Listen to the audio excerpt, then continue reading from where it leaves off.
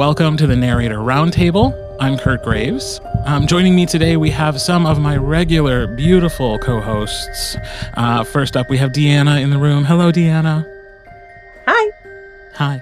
And we also have Lindsey joining us. Hello, hello. Hello, hello. Having the spookiest October. And also joining us, André Santana. Welcome, André.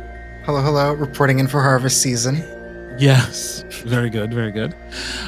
So I'm not going to beat around the bush. I am not a fan of the horror genre.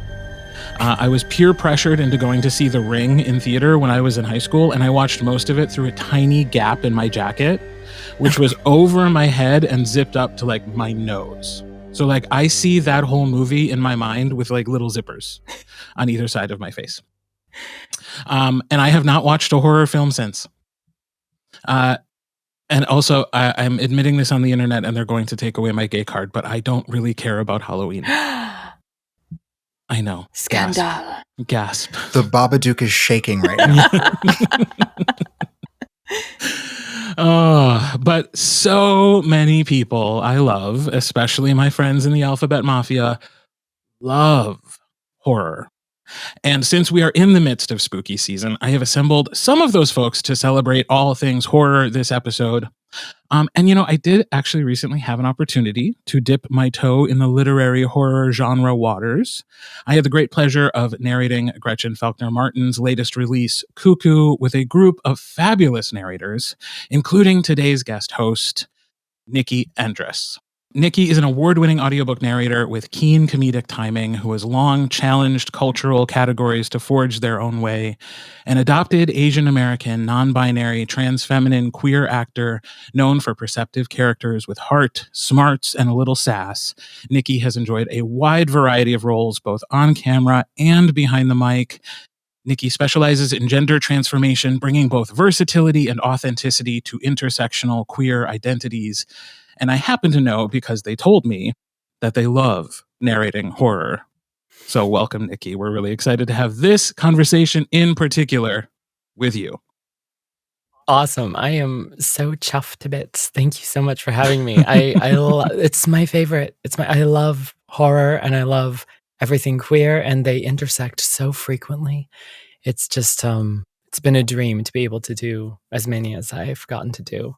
And it was a pleasure working with you. I am admittedly an outlier, but we're going to talk about the experience of narrating horror because it is a different experience than watching it. Mm-hmm. But before we jump into that, vibe check in the room. How do we feel about horror, each of us individually? I'll jump on it first because I'm on your side of the fence. I find it way easier to read horror than to watch horror. I'm a scaredy cat. I like the suspense. I like the whole element of challenging myself to figure things out before they're laid out in the book, you know, along with the clues or whatever that's happening in the story. Unless it's animated. If it's animated, I can watch it. Mm. How about you, André? I'm a film girly. I love storytelling in all its forms. I had a moment with the movie Barbarian that I watched, and I was like, oh, wait, that was actually like a really good story. Like, wait, what? And I feel like that impacted me a lot in terms of horror and audiobooks. I haven't done a ton, but I've done a handful, some stuff that I was like, oh, this is kind of like making me reconceptualize the, like, you know, the British narrator tells us this terrifying, that kind of whole vibe of like what I thought it was. So I'm not an avid consumer, but I am now a deeper appreciator of kind of what the medium is all about and what it explores. André, I want this like David Attenborough reads me horror thing because I don't know if I've experienced that before. But I'm down for it. I'm ready. I hope I'm not making it up so that you can have it one day. And I mean, I know Lindsey's take, but I love it. I love horror. I love narrating it, especially. And I've said this to Gail before, where it's like, I much prefer scaring other people to being scared. I am a wimp when it comes to horror in film, just because like those images really sit in my head for ages. And like wake me up in the middle of the night. Like, I watched the first episode of The Walking Dead and slept with the lights on for 3 nights. Like, wimp. But you put me in the driver's seat and I'm like, let's go. I'm so ready. I'm so down. And also, like, when I can find enough distance for analysis, then I really love it. Like, I love talking about, like, you know, classics like Dracula or other like monster movies or that, you know, and like, what does that mean? And what stories are we telling? And like, so I'm here for the analysis. I won't watch the movie, but then I'll like read the essay about it later and be like, excellent, great. Well, so what is it about horror that attracts you?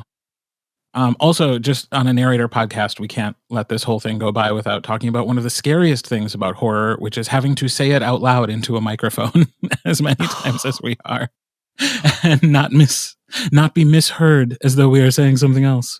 What do you mean? It's one of those. Horror. The rural juror loves horror. Yes, the social media of this episode will just be all of us going the whole time. But what is the appeal? What are we attached to when we are consuming horror as people who watch it or read it? Can I offer something really real to start off? Yeah. I don't like reading with my eyeballs. I find that preparing a book is my least favorite task of the entire audiobook process. I am an English major. I never finished a book. I just sort of read as much as I could and then depended on my writing and improv to, you know, get a degree. And you can't do that as a professional narrator. But so what I find is I love horror so much. I will read it cover to cover and have a brilliant time prepping it and then get in the booth and have a 10 times better time, because I always have a 10 times better time than like reading out loud in the moment, like present moment by present moment. And so selfishly, I just love doing horror because it's the only genre whose prep is painless for me.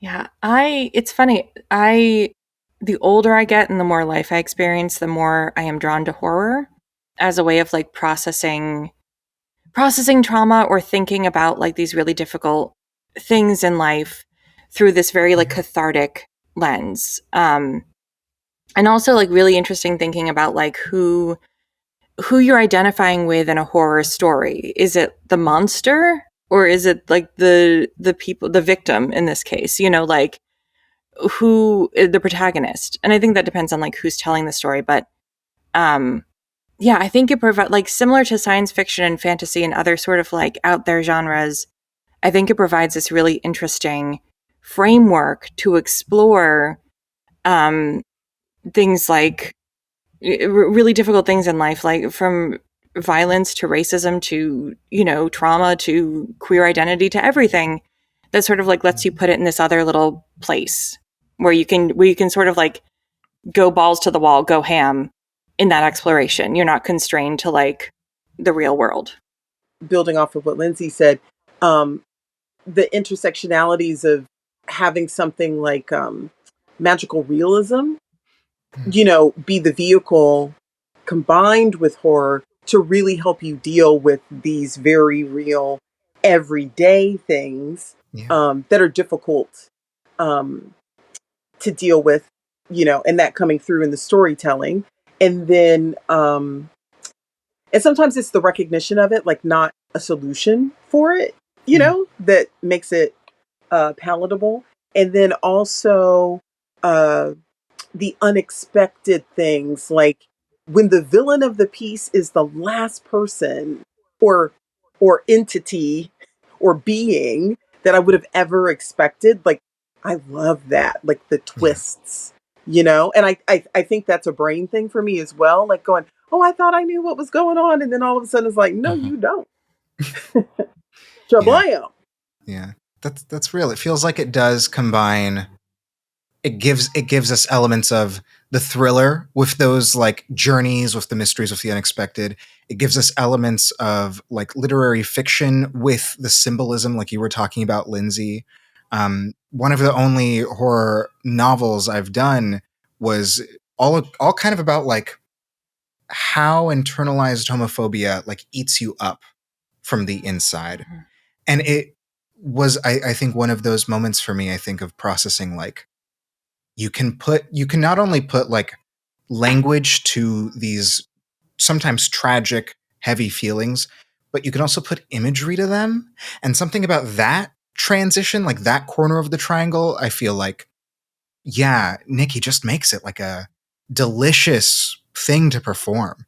Absolutely. Yes. I love all that. I think, like, for me, just to yes and everything y'all said, it's the link to comedy. Like, with the suspense, there's like the setup, and with the twist, there's like a punchline. And in order to make all these super interesting, deep, like very visceral human experiences, whether it be like fear, just, capital F fear and everything, or all the other sort of things that we explore in horror and the overlapping genres that are often welcomed into horror as a larger genre. I find it such a rich, playful space that brings me so much joy, even when it's sometimes even more like the darker it is. Like, I'm a little bit macabre, and I'm, and having lived the life I live, I'm really interested ever since, I grew up, bullied. I live in whatever. It's my story. It's on the internet. I don't want to use our time for that. But I became really interested in criminality because I'm like, what makes all these people who say horrible things to me based on nothing I have done to them, but because I exist in the world in a way that systems and cultural norms have determined are less than or othered? I want to know how that works in a person's mind and what gets a person to think it silently or not question it to full on abuse of another person. And that's always fascinated me because I've lived on the receiving end of it ever since I can remember, in, the microaggression-y ways to the larger, more problematic ways. All of it's problematic. But so when it comes to horror, there's this thing that feels intimate and familiar and like home to me. And I realize that's messed up, but like also it connects me as an artist to like the most beautiful, most entertaining, most fun things I get to do as an artist. So for all of those reasons that we've been sharing, the mixing of the genres and the unflinching glimpses into different aspects of our humanity is what makes horror my absolute favorite forever. You guys are making it sound like so much fun. It's so much fun. It is so much fun. Oh no, do I have to go watch a horror movie again? I mean, give it, the same complexity that I think, like, every genre, but I'm going to say romance deserves, for example. Like, there's everything from, like, the rom-com to erotica. There's all different formats. You can fit it into sci-fi. You can fit it into other spaces. And I think similarly, like, Nicky, I was looking up because I know Audiophile loves your horrors. I was looking up your results, and they don't have a horror category. And so some of them are YA, some of them are fiction, some of them are fantasy. But that's to say, like, there are horrors that are all about the gut deep feelings that don't have excessive descriptions of like gore and violence. And then there's going to be all different kinds across the spectrum. There was one scene in this book that I referenced earlier that I was like, okay, I recorded this scene. I'm going to take a walk through the park. I'm going to like touch grass for a while. That was a lot, actually. And so like, I don't think every horror book is going to be your cup of tea, but like, yeah. Nicky, I love the way you talked about that. Like it's discovering a different way to do the same kind of like deep human connective storytelling. Yeah. But like, it's like the roller coaster of audiobooks. Yeah. Well, and that story also made me realize, Nicky, I think part of it is about horror gives us permission to feel those feelings, both because, like you mentioned things like microaggressions, which is a word like to minimize things. And I'm sure that I know that there's been people in my life, people in all of our lives who are like, why are you scared of that? Why are you upset about that? It's not a big deal. It's not a big deal, but it feels big. So it's kind of nice to have this space that's like, yeah, you can be scared and you should be scared. And like, that's that, not that you should, but it's like it's a normal response to some of these things. So it's saying like, if we pick this up and we put it over here, you're allowed to like fully have that response. Absolutely. And I think about in terms of like people with anxiety disorders too, where you're just, because your body is like tiger, tiger, tiger, tiger, tiger, like a tiger's coming after me. I need to run so much of the time. And so it's kind of nice to have this catharsis where it's like, yeah, there's a tiger. You're not making it up. There's a fucking tiger. So yeah, yes. You should be running. Stuff is thumping as we're talking about. I'm like, what is going on? I'm like, what is that noise? A noise I've never heard before. But yeah, for what Lindsey's saying, like microaggressions are just aggressive. Yeah. Regardless, But I would say, Kirt, check out Gothic horror. That's when I was actually surprised, and I was like, oh, it's actually one of my favorite books. Like just that story. Dracula is so gay. Dracula is so gay. Yeah. That's all I'm saying. Yeah. Yeah. Sorry, Deanna. Just tossing that out. I didn't mean to interrupt you. No. Pump it up. Because like the thing is like that historical aspect, sometimes, how that connects to things that are actually happening today, can be like a really personal experience. Yeah. And I found that surprising. I enjoyed that. And it isn't as gory. Usually it's a little bit more symbolic. Mm-hmm.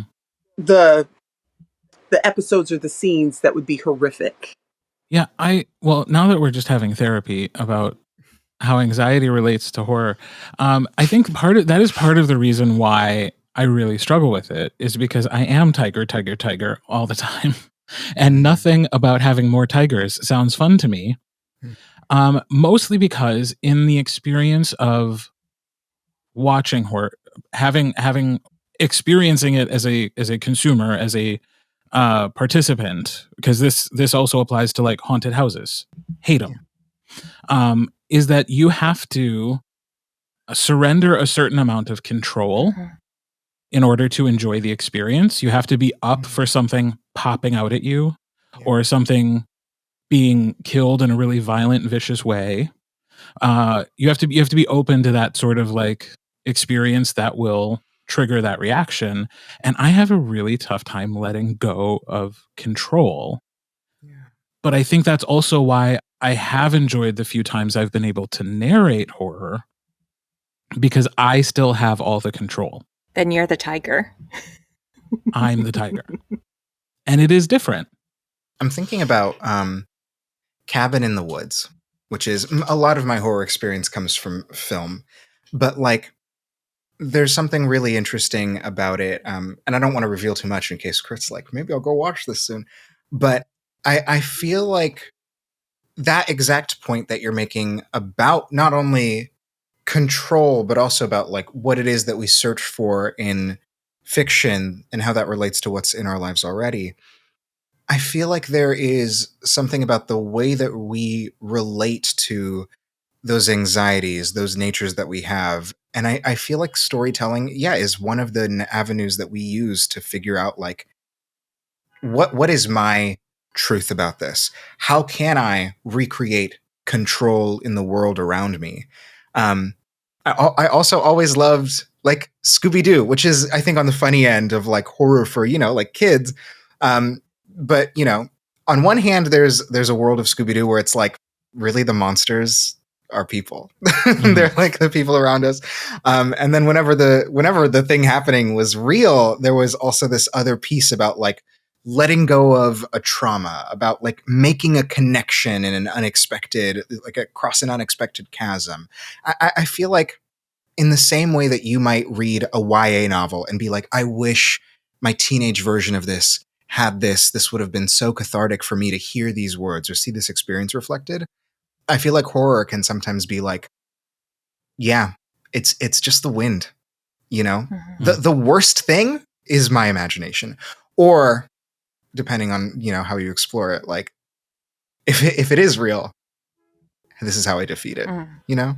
Oh, I love that, Andre. For me, like between the mention of the Gothic into the control and what you just said, I'm like, that's another reason I think horror is such a rich playground for storytelling, is that at its most fundamental, I think of horror as only working when you draw that line between what's real, what's not real, or what's normal, what's weird, what's unnormal, what's paranormal, whatever, right? Like the storyteller has to have a strong point of view about that in order to make the experience of the audience, listener, viewer, whoever, to blur it or make it crystal clear, right? Yeah. And I think it's the clarity of that in creating horror as art for me that, to Kurt's point, makes me feel so in control and actually helps my anxiety. Or as you said, Lindsey, earlier, helps me, cathart some of my anxieties that I am holding on a day-to-day basis. Because it allows me to reframe what it is that is normal, monstrous, fearsome, terrible. Like if I want to tell, and this is why especially I love queer horror, right? It's like, oh, we the queers are not the monster. There's a literal monster eating people, and there's just 4 characters who are queer. Or the trans experience as body horror. Please, cisgender, non-trans people, let me just invite you into a handful of hours where you can imagine your body is not your own, right? Fundamentally, with politics and gender and everything aside, can you just imagine how scary and anxiety-ridden that experience could be? You know what I mean? It, like comedy, it breaks down walls, but from a different angle. And I love the psychological manipulation. Okay, I know that sounds Machiavellian or whatever, but like when you go into a theater or whatever, even if you've got your jacket over your face, like Kirt, like you've consented to give it a try. You're welcome to leave.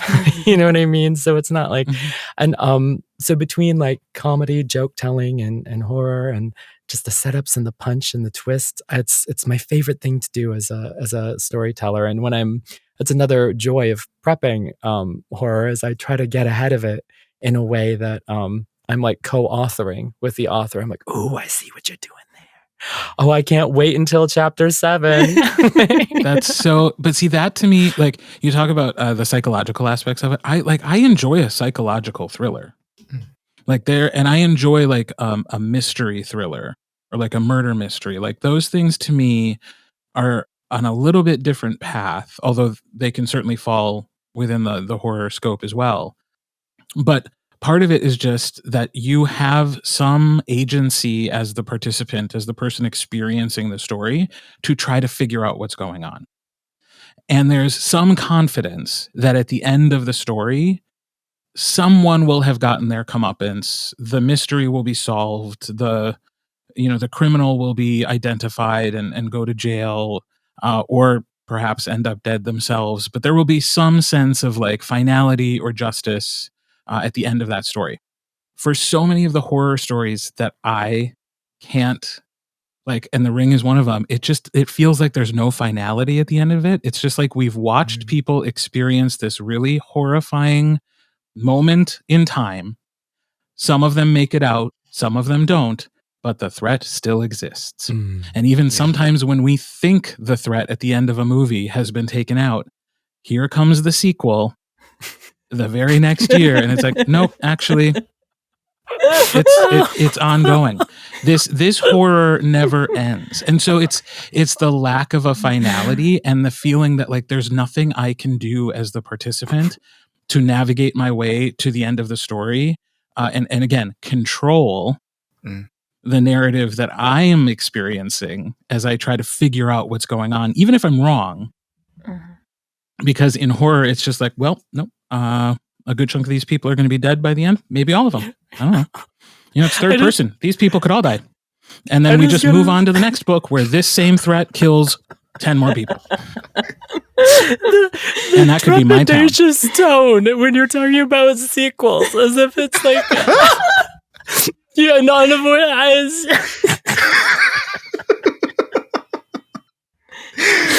That was brilliant, Kirt. It's never ending. You could argue that like so many sequels, especially in film, are about like the production company being like, "Oh my god, more money," and maybe that's the real monster. You know? Yeah. Like That's also terrifying. Mm-hmm. like I thinking about The Ring specifically. I'm sure there is a real. The writers actually had this intention choice about it. For me, The Ring was a lot of about like. It's one of those stories that's about looking at the world around us where there isn't necessarily a villain to defeat by the end, but that like part of it for me represented like people's willingness or excitement to witness atrocity on television, even knowing how it would harm or impact them, and regardless of that knowledge, like seeking it out and sharing it with others and like creating a network of it. And I feel like there's always that kind of like, not always, there's B horror out there. There's all kinds of levels of quality of storytelling. But I feel like when there is that nugget, and it's a nugget you want to connect with and think about. I loved Paranormal Activity growing up, loved all those movies. And it's a different house every time, some kind of haunting. But I feel like even recognizing like, oh wow, like you can break a cycle, your family can navigate something, you can heal something for yourself. It takes more work to heal it for your kids. It's a different battle than your neighbor's battle.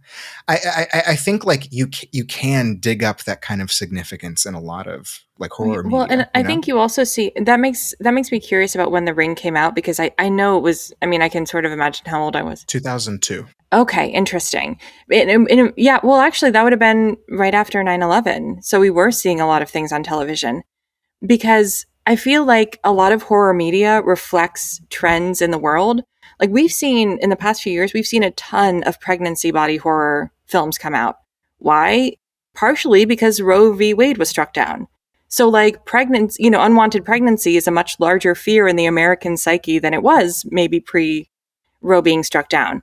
And you often see like lots of in modern media, vampires had like a different sort of connotation in Gothic, like 1800s, early 1900s vampires. Modern day vampires, you see a lot of vampire media coming out right around a recession, because there's a solid argument that like vampires are capitalism. So it's really interesting, the like horror stories that we see reflecting our real life fears in real time, in the world. Absolutely. I loved, I saw the TV Glow for just that reason. It's a like fantastic allegory about not just broadly the trans experience, but also like the internal terror, the ticking clock of not living as who you you are, and kind of how that can mess with you, or how that can like push you through time in a painful way. I really do, yeah, feel like there are all those kinds of like reflections in all kinds of storytelling. You know what I mean? Like, I feel like everything is going to reflect the times. I think there's tons of essays about how like post 9/11, like there was a reason the superhero movie became big. And I think it's another place. It's another place. You're not going to love every piece of it, but it's another place where I think people are doing human storytelling. Yeah. I think that in the horror genre, I feel drawn to it in that I can work out those kind of social anxieties and fears and stuff in a way that I don't have to pretend they're not. Like it's a very one-to-one kind of thing. And in that way, I feel that even though a lot of it is supernatural, a lot of it is special effects, a lot of it is whatever, emotionally it feels so honest to me. And I mean, even when you think about like a lot of big stars and how like their first big break or whatever is in a horror film. And it's like, well, what's so hard about acting scared? And it's like, well, first of all, acting is hard all the time. But it's fun for some of us, so we do it anyway. And but it's you can't fake scared. You know what I mean? Like, it takes such good acting to act frightened. And so I don't know. I think it's the honesty of it all, despite the Hollywoodiness that it often accompanies it, which is also why I love like the low budget, indie, like handmade, but like the kind of stuff that has that a sense of handicraft to it that we like literally had $5,100 and we tried to make a movie with that. I don't know, it can be so raw, and we can forgive it in that genre because it just needs to do what it does, and I have a great appreciation for that. I'm really interested in this, what you just said, and how that applies to audiobooks specifically. Because one recurring question I always have, I'll see reviews of like horror books and audiobooks, and people will be like, oh, like it freaked me out. And I always think like, text? Words? Like on the page? It freaked you? But it's so interesting what you're saying about that kind of like honesty, because it's also about like how we in what ways we're willing to engage with the medium, like suspend disbelief, imagine it for ourselves, etc. But it becomes a specific space to do horror. Let's since we've already touched on it, dive a little bit deeper into the intersectionality between horror lovers and people who identify as queer in some way, shape, or form. And this is probably why it doesn't hit me the same way it does for a lot of people, because I may be gay, but I'm still white, cis, living in the Midwest. Like, I feel like a lot of my friends who are queer who love horror are like, you think that's scary? Try walking down the street. And I'm like, too much privilege. No, thank you. I don't like being scared. Is that part of it? Is just that like, yeah, okay, it's a scary story, but like, I experience fear on a regular basis as a person walking through the world that other people actively, I'll say, hate. Mm-hmm. I think that's definitely, for me, there's definitely a connection there. It's like, I remember being called a freak and a monster, like just as a kid, and the intersectionality of it all means that sometimes, because 9-year-olds didn't necessarily take a DEI and B course, so I'm like, oh, for which of my things can I not control are you ridiculing me for? Because yes, I was a weird kid, so it could just be I'm socially awkward, but oh no, they had to make it about my eye shape. Oh no, they had to make it about my hair. Oh no, they had to make it about my size. Oh no, they had to make it about the way my wrist is limp. They had to do all these kind of things. And I was like, wow, you really can't win. And none of these things I made a choice about, like to control. And so when, we hear, whether it be classic monster movies or any kind of like, even like the Scooby-Doos or the like queer coded villains, like Ursula was always my favorite. Jafar was always my favorite. There is just a weird kind of empathy that I think it's not like I never had a sense of right and wrong or ethical and unethical, but my moral compass always has felt more gray in that I've lived an experience where I believed I wasn't just not doing wrong, that I was doing something good, or I was doing something with intention to help. And someone had to comment upon it as if I was causing harm. And it's that psychological, ethical kind of like in weird introductions that aren't in like controlled, kind, curated sort of experiences that, you get enough of those little bits about it. And I think it just, for me, it just made me really skeptical and questioning about, well, what really is real? Which then also made every vanilla, everyday situation, everyday encounter with a human being potentially terrifying. And I don't know where I was going with that. Oh, the intersection of queer and intersectional identities with horror as a genre and the everyday experience. I'll end on this for this moment. I actually just started listening to a book all of you had recommended in like a previous episode. Great Little Things. And I'm about 20% into it and I'm terrified.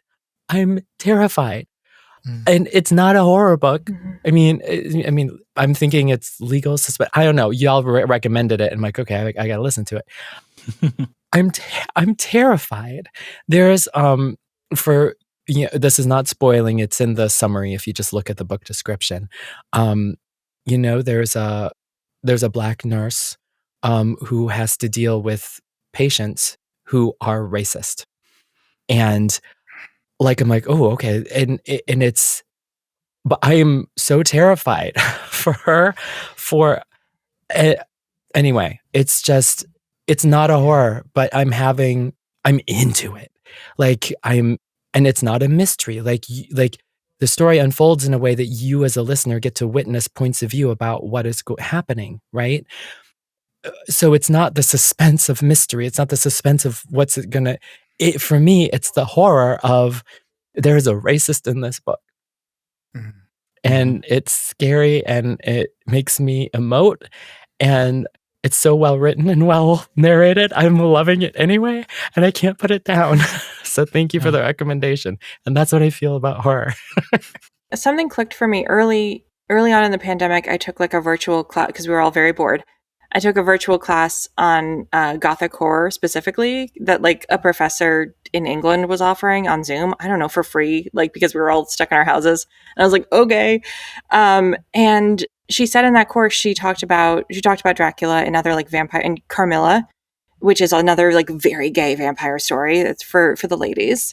And she talked about how vampire stories around the turn of the century were largely sprung from like a fear of queer people, even though Bram Stoker himself was gay.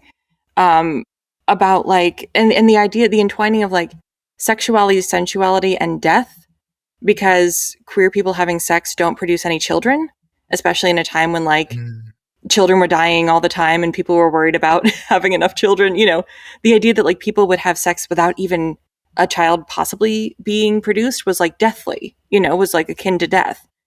And that like unlocked something in my brain. And all of a sudden I looked at all the horror I enjoyed and why I enjoyed it and the stories I like telling, where I was like, oh, so much of this is about like, you look back in the past for far enough and you see a lot of monsters that could be queer coded that like you can identify with, like, yeah, I do feel different. I do feel misunderstood. I do feel out of control.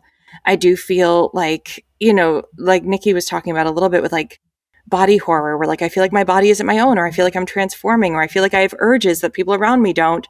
And so I feel like a monster. And then I feel like as you look at more modern horror, it's more the queer person is the protagonist and the forces working against them are the things that we are afraid of in day-to-day life, only amplified into this monstrous form. So I think there's a lot of, I think that's one of the reasons that any marginalized person can find a lot to connect with often in horror stories. Like the way we're talking about this genre, you really, like, you have me fascinated. And you have me thinking about like approaching horror again for the first time in a long time, and maybe just seeing it through a new lens. Is horror underrated? Like, does it get a bad rap? Is it dismissed a little bit in our little section of the world over here in publishing? We only I just got an Audie category. A temporary Audie category. And it's just for this year. I was... Yeah. Mm-hmm. Boo. Boo. Yeah. I mean, I'm glad it's there, but I wish it was forever there.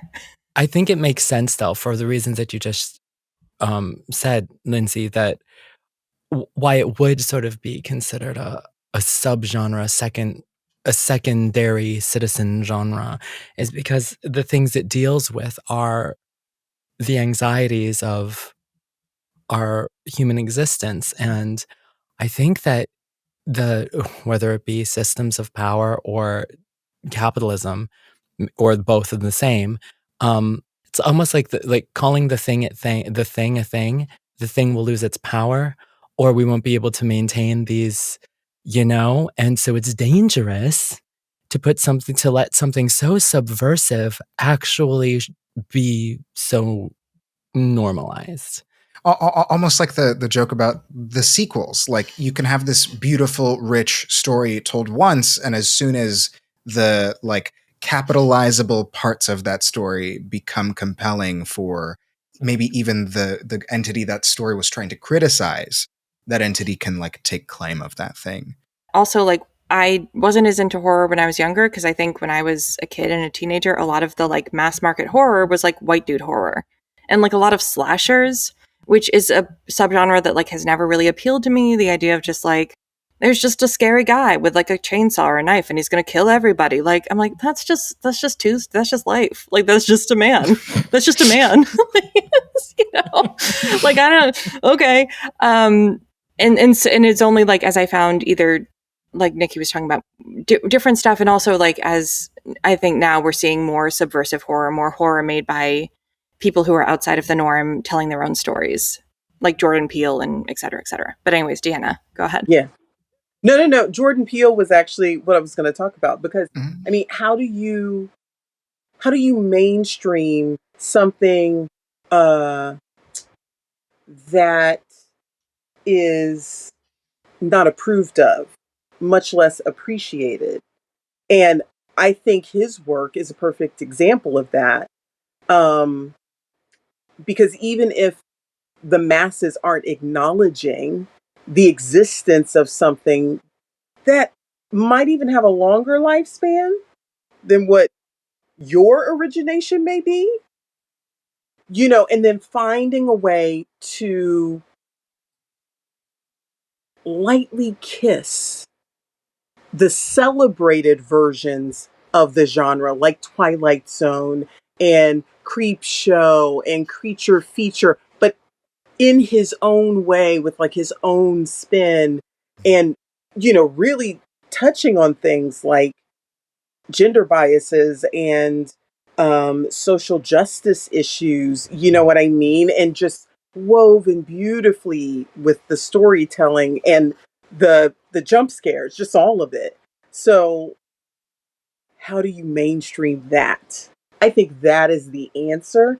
Kind of one of those things we talk about where it comes down to the bottom line, it's about money. When other people discover that there's money to be made, then it will become the norm in the mainstream. That's my opinion. Yeah. Everybody will be doing it. You know what I mean? There we go. There we go. Yeah. And it will have its own recognition categorically for awards and things like that. And probably with multiple, you know what I'm saying?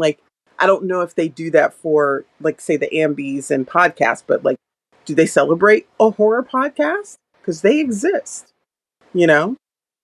And, so I would say the mainstream way to do that is to allow it to be a subgenre.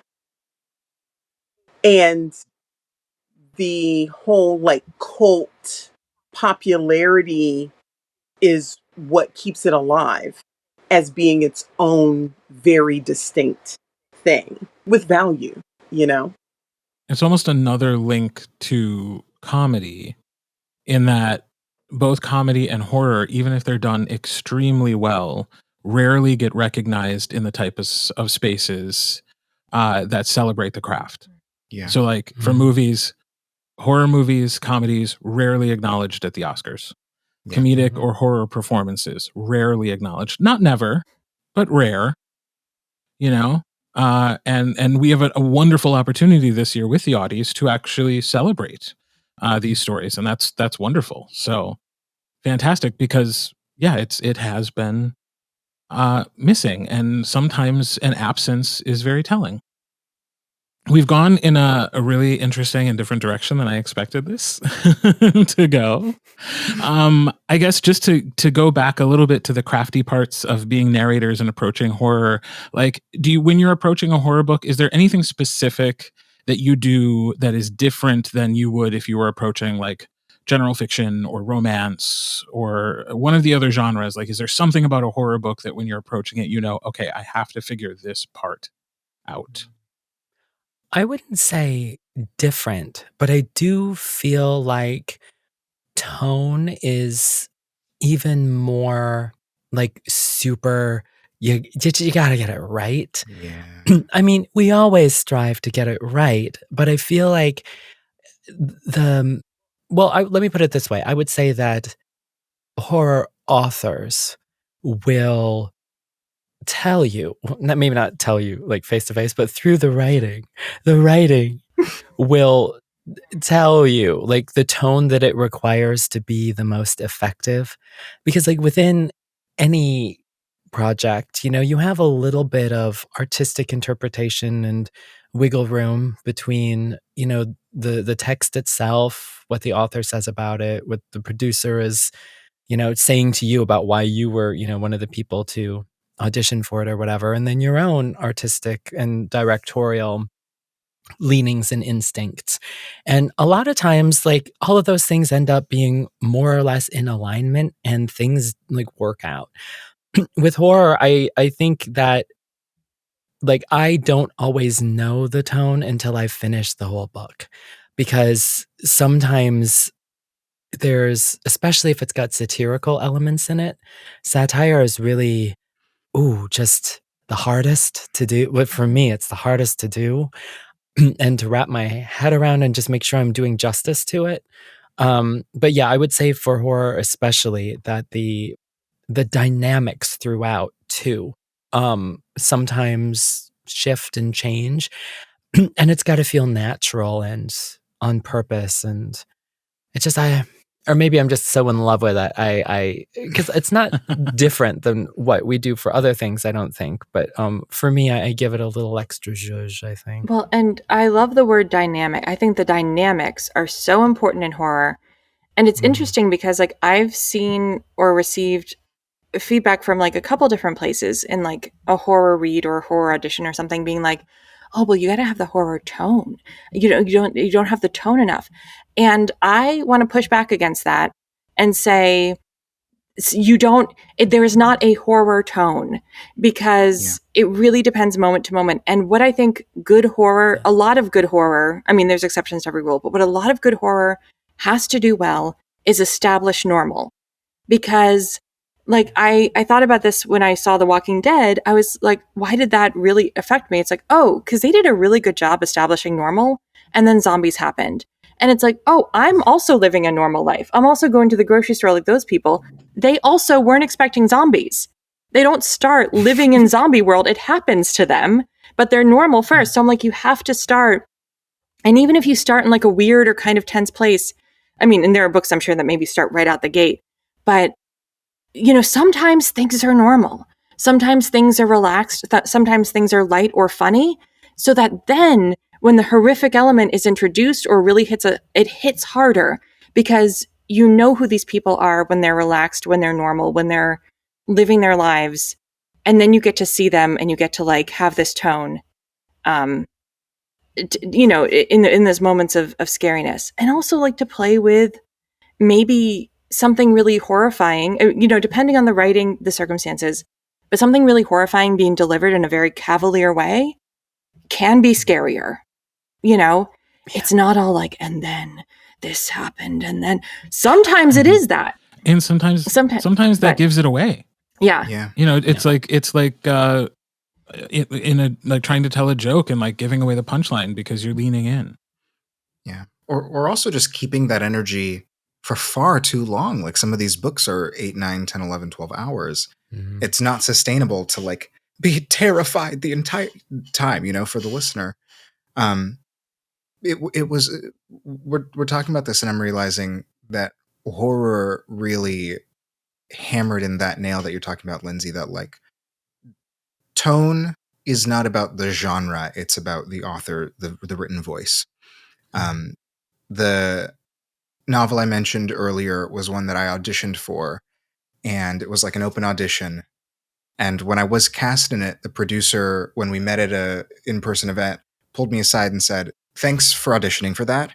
We would not have thought to cast you for that book, because the approach was not like, and he walked around the haunted man." That again, for me, it was like, Attenborough.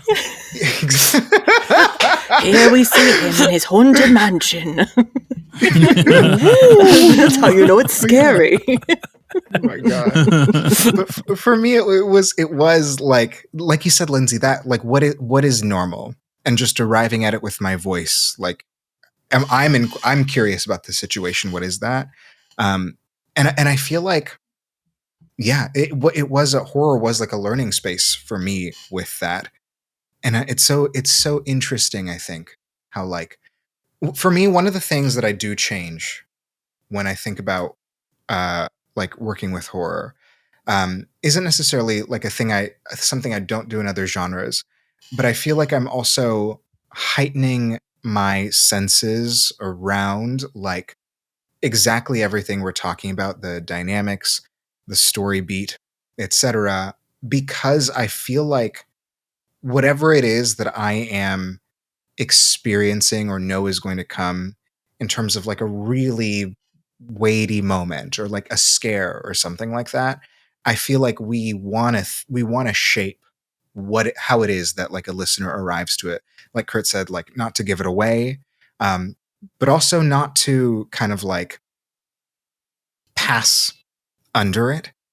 Like thinking about like how the opinion of like disgust is communicated in like a horror scene versus like in a literary fiction setting, or thinking about like the opinions around violence, or like what all these things are, especially depending on who the narrator is and like what the implication is.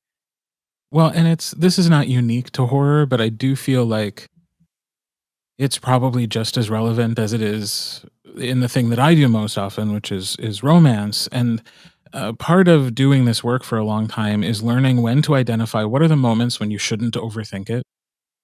Like, today is the day. They are walking up a porch step. They are sitting down in a chair. Like, sometimes we just say the sentence. Just say the words. Don't overthink it.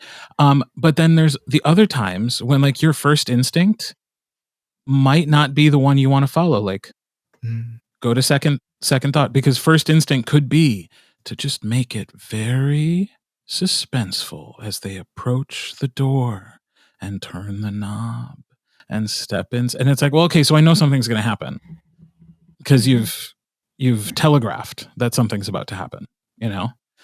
Whereas the shock and surprise of sometimes truly scary situations is that you didn't see it coming, you know? And so like with experience, and I think all of our work, you have to sometimes tell yourself like, just do the first thought thing. Just do it. But also, if your first thought is to really heighten or exaggerate a moment, to like take a second and think like, does this actually serve the story? Or am I falling into the trap of trying to be David Attenborough telling a horror story? I've placed my trap card down. Yeah. You know? So, this, as I say this every episode, this conversation could go on and on, but we don't have all day. So I do want to wrap up with a couple of fun questions. First of all, I would love to know from you guys, since we're celebrating all things horror, what is a horror or horror adjacent book that you have narrated that you would recommend to our listeners? There's so many. You know what? The one that I'm going to say, Tell Me I'm Worthless, which is not for everyone, okay? It has trigger warnings at the beginning, and you should listen to them. But why? I think it's because it so unflinchingly includes, capital letters, the worst, in it.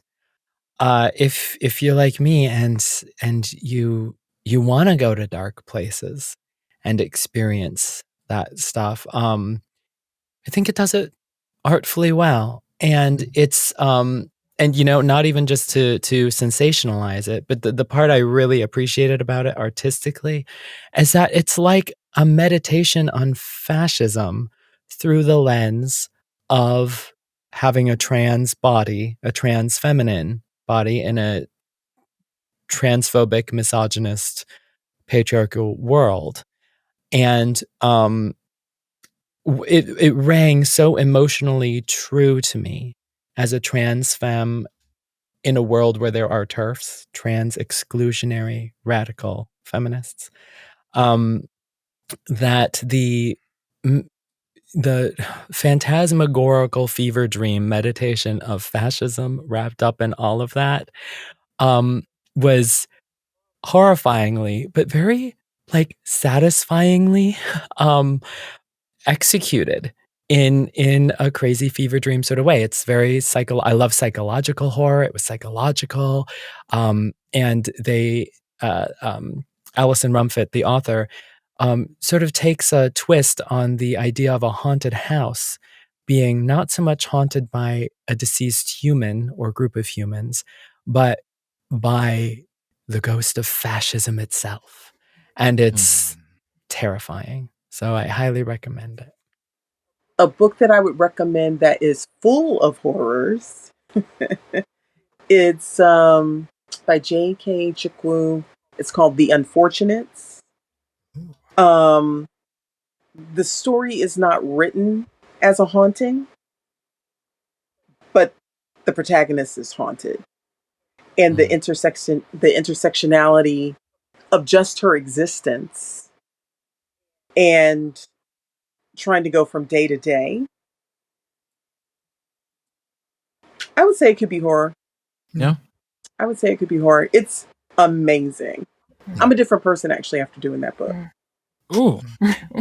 Yes, please. Say it again. It was strong, y'all. Strong.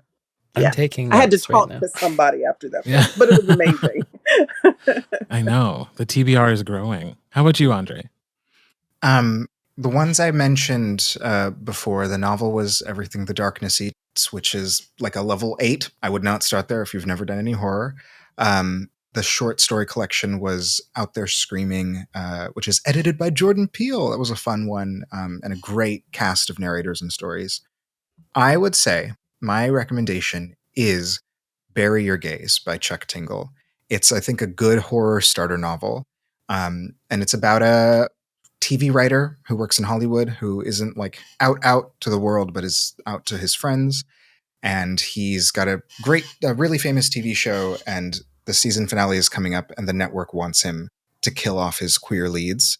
And when he refuses, horror monsters that he's written in movies from his past start to show up in his life and try to kill him. It's, I think, excellent. Chuck Tingle is I think shocking everybody with his metaphorical assessment, and is on this just warpath with horror novels that have been really interesting.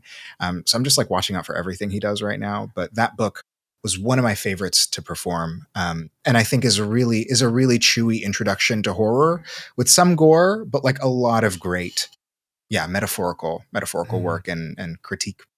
Yeah, although André, real ones. I'm cutting all of that because I auditioned for it and didn't get it.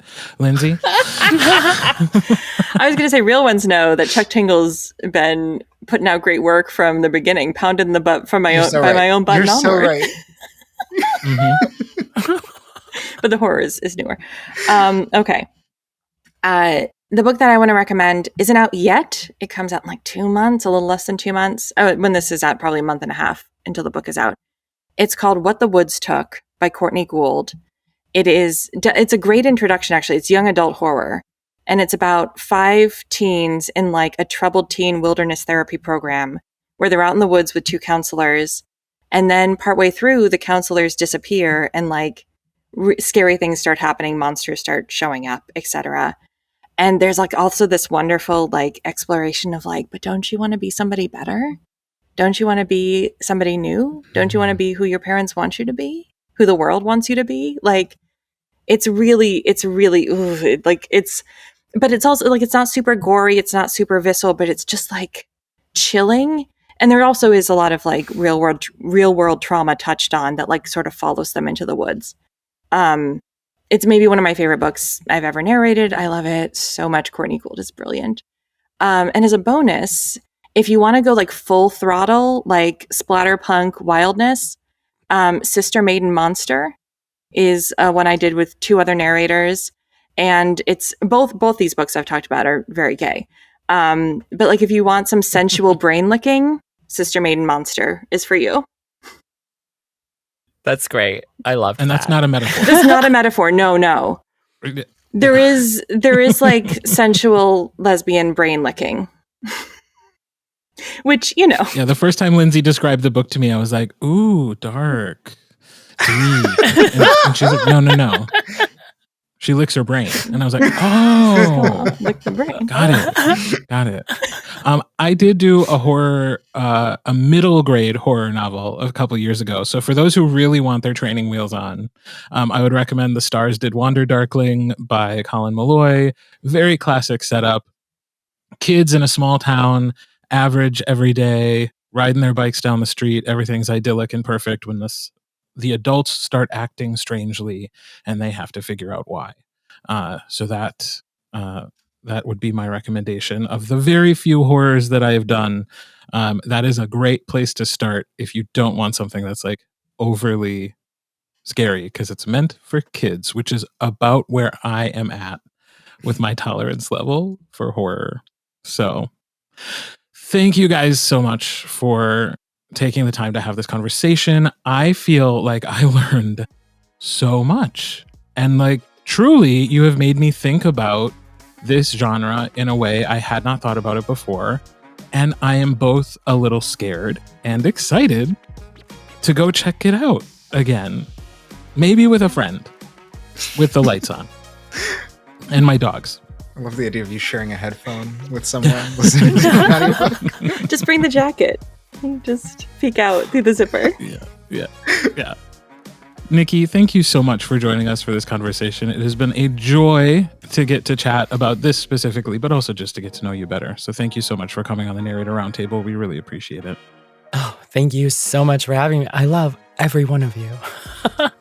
For all of our listeners, I'm connected to many of these folks, and they're a big reason why I'm a narrator to begin with. And thank you, listeners, for joining us at the Narrator Roundtable. If you want to join the conversation, you can find us on social media or visit our website, narratorroundtable.com, to submit a question or a topic of discussion for a future episode. What is on your mind? We want to talk about it.